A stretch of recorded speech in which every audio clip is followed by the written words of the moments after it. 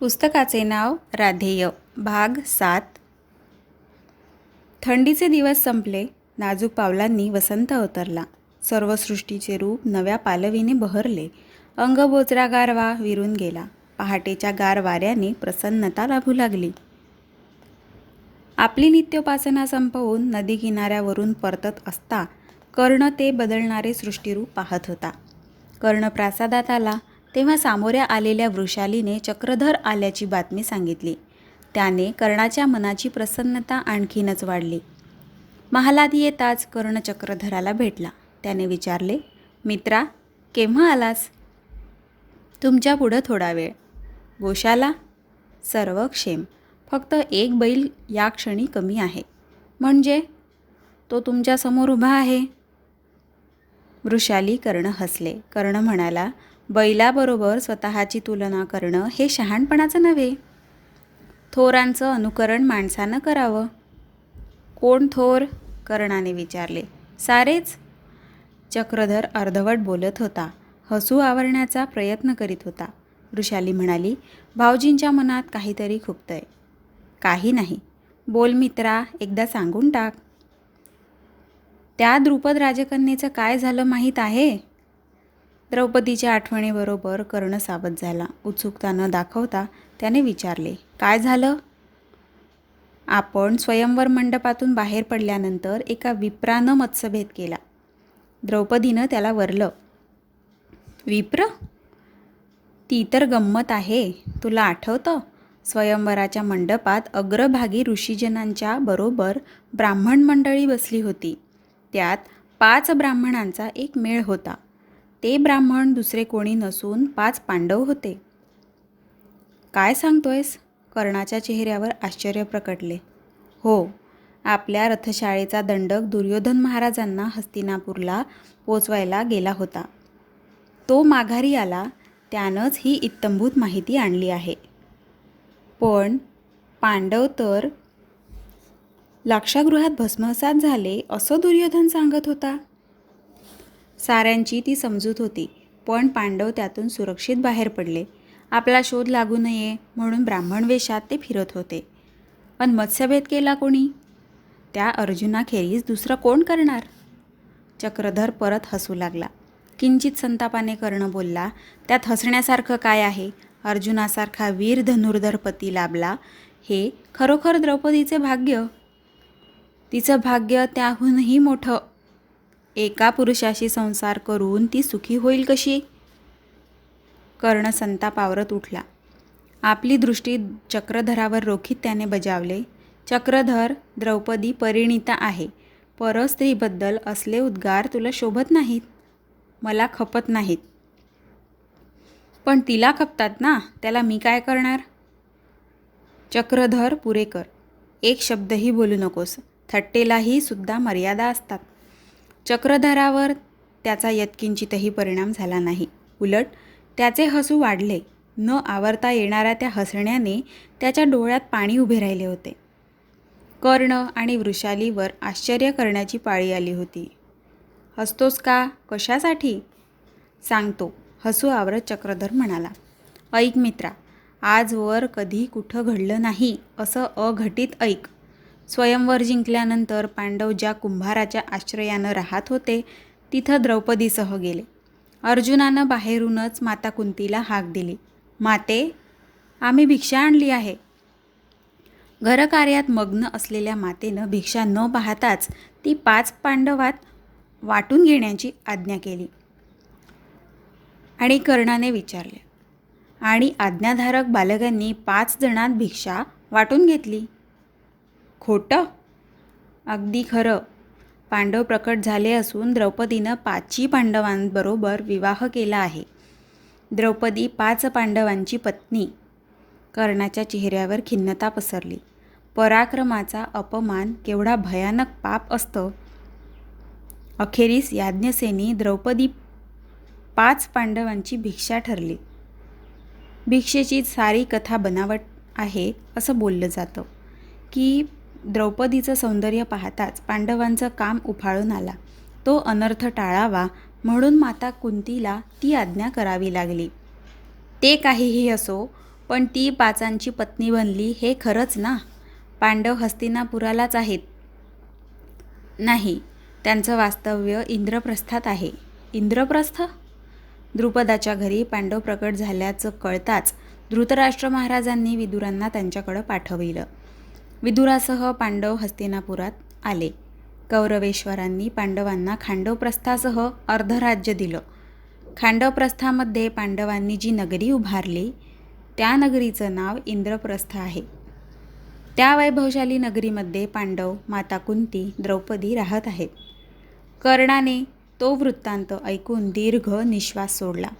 का कुणास ठाऊक त्याचे मन अशांत बनले. कर्णाच्या डोळ्यासमोर दुर्योधन दिसत होता. कर्ण उद्गारला, हे घडत असता मी हस्तिनापुरात असायला हवं होतं. निदान दुर्योधनानं तरी मला हे कळवलं असतं तर फार बरं झालं असतं. चंपानगरी सुखाने नांदत होती. कर्णासारख्या दातृत्वशील राजाच्या अधिपत्याखाली नागरिक तृप्त होते.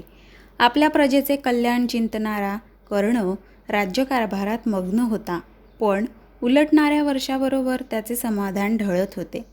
हस्तिनापुराहून येणाऱ्या वार्तांनी तो गोंधळात पडत होता. पांडवांनी इंद्रप्रस्थ नगरी उभारली होती. मयसभेसारख्या अलौकिक सभेचे वर्णन कर्णाच्या कानावर येऊ लागले होते. वर्षे उलटत होती. हे सारे घडत होते. पण हस्तिनापूरची वार्ता कळत नव्हती. दुर्योधनाचा कोणताच निरोप कर्णाला आला नव्हता.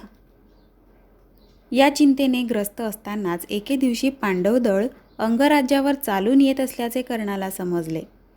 कर्णाने आपली सारी सेना गोळा केली.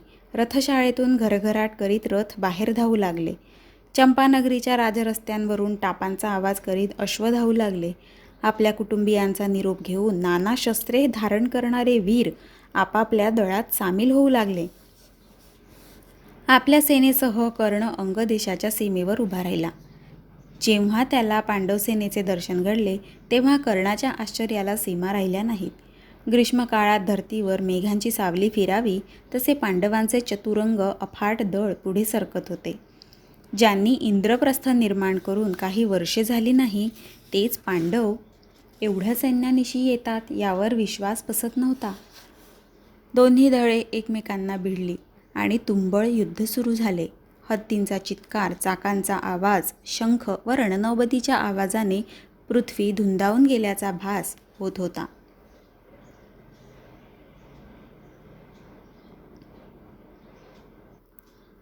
कर्ण रथदळाच्या अग्रभागी उभा होता. आपल्या सेनेचा पराक्रम तो पाहत असता कर्णाचे सारथ्य करणारा चक्रधर म्हणाला, कर्णा, ते बघ. कर्णाची दृष्टी वळली. सूर्योदयाला आरक्त सूर्यबिंब क्षितिजावर प्रकटावे आणि पाहता पाहता त्याने पूर्ण आकार धरावा तसा एक सुवर्ण रथ दौडत कर्ण दिशेने येत होता. ते सिंहचिन्ह पाहताच तो भीमाचा रथ आहे हे कर्णाने ओळखले. कर्णाचा रथ भीमाला सामोरा गेला. भीमाचा रथ कर्णाजवळ आला. भीम आपल्या रथात सारथ्यामागे उभा होता. रथाच्या हालचालीबरोबर तोल सावरीत असलेला भीम आपल्याच गर्वात उभ्या जागी डुलणाऱ्या मत्त हत्तीसारखा भासत होता. तप्त सुवर्णाप्रमाणे शुद्ध गौरवर्णाचा विशाल व दीर्घस्कंद असलेला आणि पुष्ट व दीर्घ बाहूंचा तो भीम कर्णाकडे पाहत होता. कर्णाने आपल्या धनुष्याला बाण जोडलेला पाहताच त्वेषाने भीमाने त्याचे अनुकरण केले आणि तुंबळ युद्धाला सुरुवात झाली. सूर्यास्तापर्यंत ते भयानक युद्ध सुरू होते. पण जयपराजयाची निश्चिती सांगता येत नव्हती. सूर्यास्त होताच दीर्घ शंखनाद रणभूमीवर उमटला आणि त्या दिवसाची युद्ध थांबले. भीमाने तिरस्काराने कर्णाकडे दृष्टिक्षेप केला आणि तो गरजला, राधेया, सूतपुत्रा, उद्या रणभूमीवर तुला एवढे कष्ट पडणार नाहीत. स्वगृही जाऊन विश्रांती घे. पृथ्वीतलावरची शेवटची विश्रांती मनसोक्त भोगून घे. हेच ते शब्द. शस्त्रस्पर्धेच्या वेळी याच भीमाने असाच उपहास केला होता. वयाबरोबर रूपात फरक पडला पण वृत्ती तीच राहिली, असंयमी, संतापी, गर्विष्ठ. कर्णाने चक्रधराला रथ वळवावयाला सांगितले. रथ चंपानगरीच्या दिशेने दौडत होता. कर्ण प्रासादात आला तेव्हा पलिते घेतलेले सेवक धावले. प्रासादात जाताच हस्तिनापुराहून अश्वत्थामा आल्याचे कळले. त्या बातमीने कर्णाच्या उद्विग्न मनाला थोडी शांतता लाभली. अधीर्या पावलाने तो अश्वत्थाम्याला सामोरा गेला. दोघांची भेट झाली. गुरुबंधो, हे घडतंय तरी काय? काही अपराध नसता पांडवाचे सैन्य माझ्या राज्यावर चालून येतं आणि कौरवेश्वर गंमत पाहत बसतात. मी ऐकलं की युद्ध सुरू झालं. हो, ज्याचा निर्णय हेतू निश्चिती नाही असं युद्ध करून मी माघारी परत आलो. निर्णय हेतू? नाहीतर काय. ज्या पांडवाचं धृतराष्ट्र महाराजांनी स्वागत केलं, खांडवप्रस्थासह अर्ध राज्य दिलं, त्या पांडवांवर मी शस्त्र धरू? भीमाचा पराभव झाला तर त्याबद्दल माझं कौतुक केलं जाणार होतं की निंदा, हे सांगणार कोण?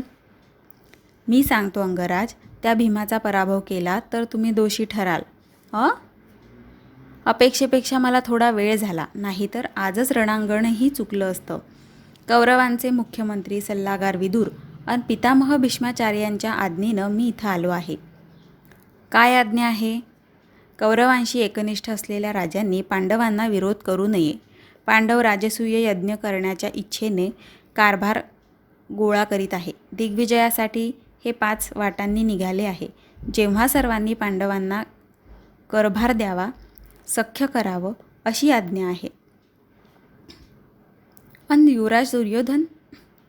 ते या मसलतीत नाही. म्हणजे काही मतभेद झाले? मला माहीत नाही.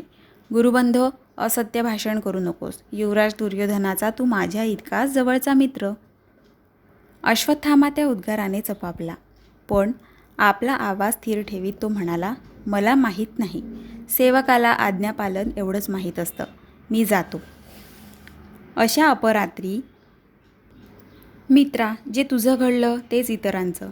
पांडवांच्या प्रचंड ताकदीला रानाच्या आश्रयानं राहणारे हे राजे कसे सामोरे जाणार? ते घडण्याच्या आधी जेवढ्यांना सावध करता येईल तेवढं केलं पाहिजे. तू सामोपचार कर, येतो मी. कर्ण अश्वत्थामाला पोचवायला राजप्रवेशद्वारी गेला. द्वारापाशी पावले थांबली. तो वळला. मित्रा, दूताचं कर्तव्य संपलं. हस्तिनापुराला सारं क्षेम आहे. युवराज दुर्योधन तुझ्या विना एकाकी आहे. आणि अधिरथ राधाई तुझी आठवण काढतात. येताना काही निरोप असला तर पाहावा म्हणून गेलो होतो. तेव्हा अधिरथांनी एक निरोप सांगितला. कोणता? ते म्हणाले, आम्ही थकलो, फार पाहावंसं वाटतं. एवढंच.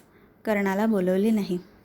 हो, शक्य झालं तर सहकुटुंब ये म्हणून सांगितलंय. अश्वत्थाम्याने कर्णाचा निरोप घेतला. फरफरणाऱ्या फलितांच्या उजेडात अश्वत्थामाचा रथ रात्रीच्या काळोखात दिसेनासा झाला. टापांचा आवाज त्या शांततेत बराच वेळ ऐकू येत होता.